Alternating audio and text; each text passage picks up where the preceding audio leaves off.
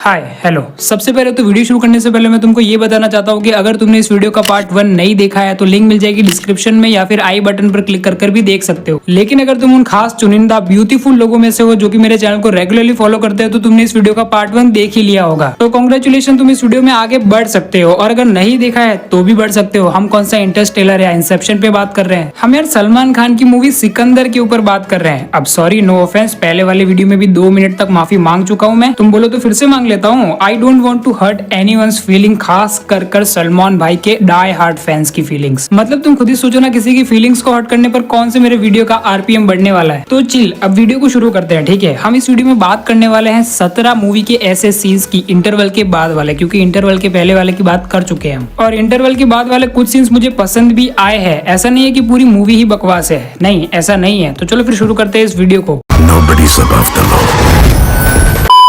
Okay, तो आज के दिन थोड़ा उल्टे से शुरुआत करते हैं। नंबर 17 के ऊपर जो सीन है ना, वो है भाईजान का इंटरवल के तुरंत बाद वाला फाइट सीन। अब देखो, मैं ऐसा नहीं बोलूंगा कि वो पूरा सीक्वेंस ही खराब था, नहीं, वो पूरा सीक्वेंस खराब नहीं था। उसमें कुछ कुछ चीजें अच्छी भी थी, जिनके बारे में बात करने से पहले मैं तुमको ये कहना चाहूंगा कि उस पूरे सीक्वेंस में सेट वाली फीलिंग आ रही थी। और चलो थोड़ी देर के लिए ये भी मान लेते हैं कि उन्होंने यहाँ पर सेट नहीं लगाया था, आर्टिफिशियल सेट नहीं लगाया, बल्कि उन्होंने एक्चुअल धारावी की लोकेशन पर जाकर ही शूट किया था इस सीन को। लेकिन उसके बावजूद भी अगर सेट वाली फीलिंग आ रही है ना, तो उसका सबसे बड़ा रीजन है इस पूरे सीन में की गई लाइटिंग। इतनी वियर्ड लाइटिंग है ना उस पूरे सीन में। कौन सी बस्ती में ऑरेंज लाइटें जल रही होती है, ये बताओ मेरे को। और अभी मुझे याद आया, एक और इसका एक रीजन ये हो सकता है कि ये बीच में न्यूज निकल कर आई थी ना कि भाईजान को उनके सिक्योरिटी रीजंस की वजह से 100 बॉडीगार्ड लेकर शूट पे जाना पड़ता था। तो यहाँ पर बस्ती में शूट करने के लिए उन्होंने वो जो पूरी लोकेशन है ना, उसी को ऑक्यूपाई कर लिया होगा, यानी कि कंट्रोल कर लिया होगा। और रिच पीपल के लिए कंट्रोल्ड लोकेशन होती है, ये तो तुम जानते ही होगे। एनिमल में उनकी फर्स्ट नाइट नहीं देखी क्या तुम लोगों ने। अब नंबर 16 पर है, उस पूरे फाइट सीक्वेंस में क्या मुझे अच्छा लगा, एक सीन मेरे को अच्छा लगा, वो वाला सीन जहाँ पर की फाइट चल रही है, गुंडे भाईजान की ओर बढ़ रहे हैं और भाईजान उठाते हैं एक दरवाजा। अब वो दरवाजा वहां पर कहाँ से आया भाईजान ही जाने, लेकिन वो यहाँ पर दरवाजा उठाकर उस गुंडे के सर पर मारते हैं, कांच फूट जाता है और फिर वो ऐसे खड़ा हो जाता है, ऐसे पिरामिड जैसा बन जाता है। और फिर सलमान भाई एकदम स्टाइल में कोने से ऊपर चढ़ जाते हैं और एकदम कैमरे के सामने आ जाते हैं, ऐसा लग रहा है कि हमको ही देख रहे हैं। वो सीन बढ़िया था। उसको तुम ये कह सकते हो कि यहाँ पर भाईजान के फैंस के लिए सीटियां मारने वाला सीन था वो। लेकिन अगेन यहाँ पर प्रॉब्लम ये हो जाती है कि ऐसे सीटी मार मूवमेंट्स कम ही है मूवी के अंदर सलमान भाई के। जैसे जवान में देखो कितने सारे एलिवेशंस थे, हर 5-10 मिनट में शाहरुख खान का एक एंट्री सीन आ रहा था जिस पर की सीटियां मारने का मन करे। वो होता है ना एक स्टार को प्रेजेंट करना, ऐसे नहीं किया जाता भाई एक स्टार को प्रेजेंट। लेकिन अभी यहाँ पर बेचारे डायरेक्टर AR मुरुगदास भी क्या करे, अपना स्टार ही उस तरीके से प्रेजेंट नहीं होना चाहता, तो सैड बट ट्रू। अब नंबर 15 पर है वो सीन जहाँ पर की भाईजान अपना शर्ट उतारने ही वाले थे कि फिर उन्होंने नहीं उतारा। मुझे पर्सनली उस पूरे फाइट सीक्वेंस को देखते समय ये लग रहा था कि अभी कहीं ना कहीं तो भाईजान के कपड़े फटेंगे, आई मीन कि उनका शर्ट निकलेगा। एंड हम लोगों को भाईजान की एकदम प्रॉपर CGI वाली बॉडी और VFX वाले बिस्किट्स देखने को मिलेंगे। लेकिन सैडली यारों में भाईजान ने वो मौका ही नहीं दिया कि हम उनके अद्वितीय शरीर को देखकर अपने नैन चक्षुओं को आनंद दे सके। फाइट के एंड में भाईजान के शर्ट के सारे बटन्स खुले भी, लेकिन उन्होंने अंदर ब्लैक कलर की बनियान पहन रखी थी। No, God! No, God, please, no! No! No! No!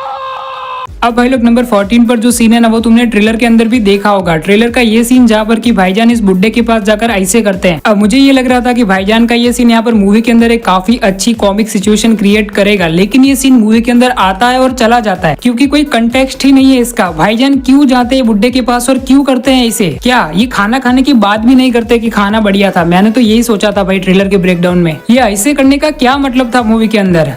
एक सेकेंड, मैं मासूम हूँ या फिर ये संजय राजकोट का कैरेक्टर हरामी है? तू समझा? हाँ।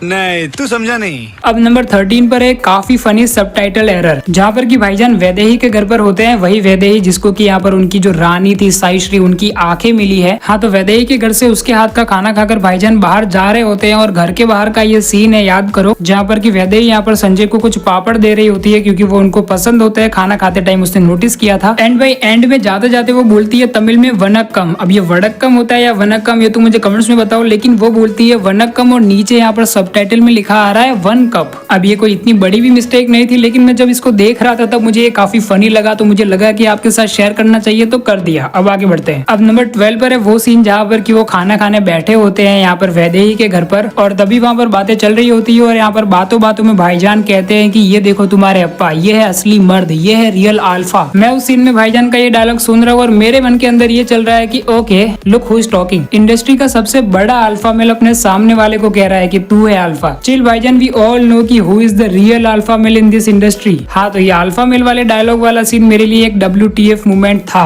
अब बढ़ते हैं नंबर 11 की ओर। 11वें नंबर पर है भाईजान का एक इमोशनल सीन जहाँ पर कि मुझे पर्सनली ऐसा लगा कि वहाँ पर BGM होना चाहिए था, लेकिन एडिटिंग में डाला नहीं गया। अभी उन्होंने इंटेंशनली किया है या फिर गलती से हो गया वो तो मैं नहीं जानता, लेकिन वहाँ पर BGM होना चाहिए था। अगर तुम गेस नहीं कर पा रहे हो कि मैं कौन से सीन की बात कर रहा हूँ, तो मैं बात कर रहा हूँ उस सीन की जहाँ पर कि वैदेही के घर से खाना खाने के बाद जस्ट भाईजान निकले ही होते हैं एंड तब वैदेही उनको वो पापड़ देने आती है और फिर वो कहती है कि अपनी बीवी को बोलिएगा कि वो आपको खाने के साथ दे। एंड वहाँ पर जाते जाते भाईजान एक इमोशनल डायलॉग बोलते हैं। अब ये सीन इम्पैक्टफुल हो सकता था अगर उस सीन में पीछे BGM होता तो, लेकिन फिर बिना BGM के वो सीन ऐसे ही कट हो जाता है और फ्लैशबैक शुरू हो जाता है, जो कि काफी वियर्ड था। और ऐसे काफी सारे वियर्ड शॉट्स है मूवी के अंदर जहाँ पर कि सीन ऐसे ही कट हो जा रहा है। और अब यार नंबर 10 पर मैंने जिस सीन को रखा है वो इसके जस्ट बाद वाला ही सीन है, वो फ्लैशबैक वाला सीन रश्मिका मंदाना एंड अपने सलमान भाई का। वहाँ पर रश्मिका मंदाना का कैरेक्टर यानी कि साई श्री यहाँ पर ट्रेलर के अंदर भाईजान के लिए जो सॉन्ग गाती है वो ट्रेलर के अंदर तो अच्छा लग रहा था, कम से कम इतना बुरा तो नहीं लग रहा था जितना बुरा ये मूवी के अंदर लग रहा था। मूवी के अंदर ये इतना वियर्ड क्यों साउंड कर रहा है, ऐसा क्यों लग रहा है कि यहाँ पर सांस रोक कर रश्मिका मंदाना ये गाना गा रही है।